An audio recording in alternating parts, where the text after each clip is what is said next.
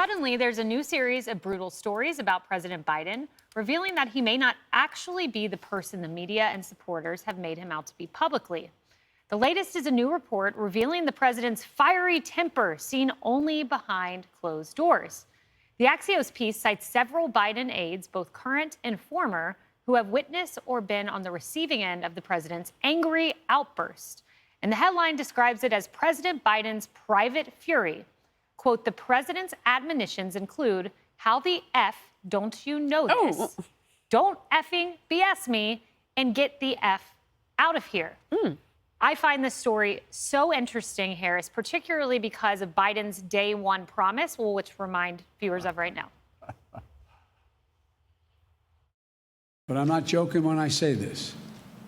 If you're ever working with me and I hear you treat another colleague with disrespect, talk down to someone, I promise you I will fire you on the spot. On the spot. No ifs, ands, or buts. Everybody is entitled to be treated with decency and dignity. Do as I say, not as I do. Yeah. You know what? Medical News Today has some research on this. There's not an actual angry stage, but as you age, particularly up into your octogenarian years, which he is already entered, there is a pronouncement of emotion, and usually it is negative. So anger and that tend to go together. And we saw him cuss out Peter Doocy. We have seen him abuse reporters. Remember the woman, he was driving like a Corvette or something? Remember he was like test driving a car a couple of years ago, and he kind of joked about running over the reporter. Yes. I mean, it's just, it is pronounced emotion. It is out of boundary sort of humor that is almost like gallows type stuff. It's weird, but sometimes it can come with age. Sometimes. It doesn't happen for everybody, but it is part of what they look at in medicine. Yeah, it's interesting. And the reporter also went in Axios to note a time when he was a senator. I think this was in 2008 when a staffer got in the car with him and said, hey, you got to do some fundraising calls. And the president snapped back, get the F out of the car. So it seems to be a trend. And interestingly, they also said some Biden aides think the president would be better off occasionally displaying the temper in public. I don't know that this is a campaign strategy, but correct me if I'm wrong, Ari. Unless they have their bleep machine on standby. Look, I think Joe Biden's always been weird. I mean, remember when Joe Biden talked to a constituent? Weird, angry, and off color are kind of different. Add them all up. But he had a constituent once who he challenged to a push-up contest. Yeah. And he challenges people to go behind the school, behind the gym, and fight. He did that with President Trump. He whispers to people, don't tell your mother. Biden's got this quirky way he always have of acting tough. But now the private stuff that he says, until Kayleigh made the point about it, contradicts his opening day promise. I was going to say that, I'm fine with it. I don't care. Everybody's got their boss with quirks. Some people have tempers. As long as the staff still can speak bluntly to the president and not fear that if I say something, he'll chop my head off. The joy of being a White House aide, the psychic income is telling the president what you think and taking him on. So unless he's intimidating the staff, that they're too afraid of him, I have no problem with bad language. I don't use it, but if my boss did, that's my boss. Say psychic income?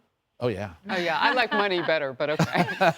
Emily, I've never heard of that. This reporting is part of a trend we are seeing. I was stunned when I woke up over the weekend and saw Maureen Dowd had written this piece in the New York Times, labeled "It's 7 grandkids, Mr. President." It was an op-ed, and she went on to say the president can't defend Hunter on all of his other messes and draw the line at accepting one little girl. You can't punish her for something she had no choice about. The Biden should embrace the life Hunter brought into this world, even if he didn't consider her mother the dating type, quote.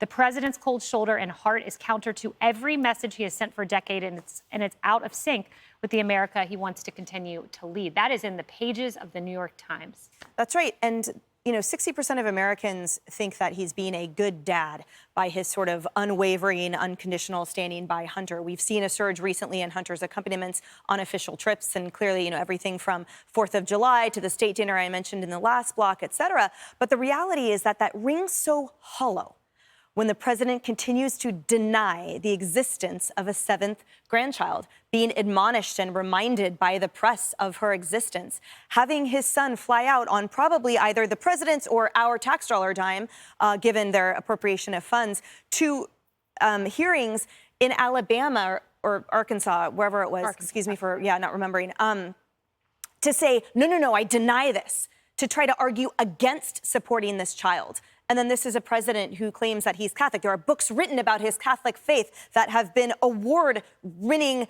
authorship. It is just a sham. And so to have as well this, in my opinion, the worst kept secret, we all know he has this temper.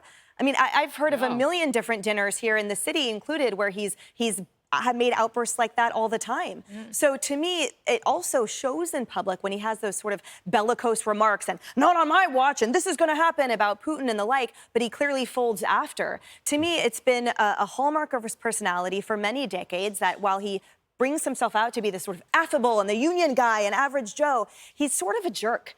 And this type of bellowing out, the outbursts, the swearing, none of it is likable whatsoever. So again, this puts him back in the bottom of the barrel with Kamala for likability. Chief among them, in my opinion, again, his continued denial of his grandchild. And that's just it. It's so, when I think about my former boss, President Trump, he really was, the guy in meetings was the guy you see. Like, very much similarity between public and private persona. But with Joe Biden, he's curated this careful image of the affable grandfather in aviators, but he appears to be nothing of the sort. It's a fraud. Yeah, he's really not Amtrak Joe. And I think there, Emily points out a really important difference. It's like swearing at people, it's a quirk. Kind of turned me on when I heard that the president gets angry and volatile. I'm not going to lie. I'm disappointed in just about every single thing he has done as president. I think he's just, the economy is wobbling at best. That's a kind way of putting it. His foreign policy is a disaster. He has no idea what he's doing in terms of China and Ukraine. So if he's throwing a few F-bombs here and there, I'm like, yeah, I kind of like it. I'm not going to lie. But what he's doing with this child, it is reprehensible. It is inexcusable. And the only thing I can think is, maybe it's not just 7 grandkids. Yeah, and Kennedy, one last point, the number of pieces attacking him. I mean, you had the New York Times. It wasn't just the op-ed pages. It was Katie Rogers, a reporter who had a critical story, the tale of two families, she called it. The Atlantic, there was a piece, Step Aside, Joe Biden. That's a liberal publication. What do you make of this? They're trying to pile on and create critical mass so the president steps aside because, he has lost the faith of the voting public, not just Republicans. Democrats and independents, they know that he has tanked his goodwill on the economy, and they don't have faith in his competency, and that bears out and pulls over and over and over again. And so now his former allies in the press, they want someone else. They don't want him to run again. Interesting. So they're paving the way for Gavin, maybe. We'll see. Hey, everyone. I'm Emily Campagno. Catch me and my co-hosts Harris Faulkner and Kaylee McEnany on Outnumbered every weekday at 12 p.m. Eastern, or set your DVR. Also, don't forget to subscribe to the Fox News YouTube page for daily highlights.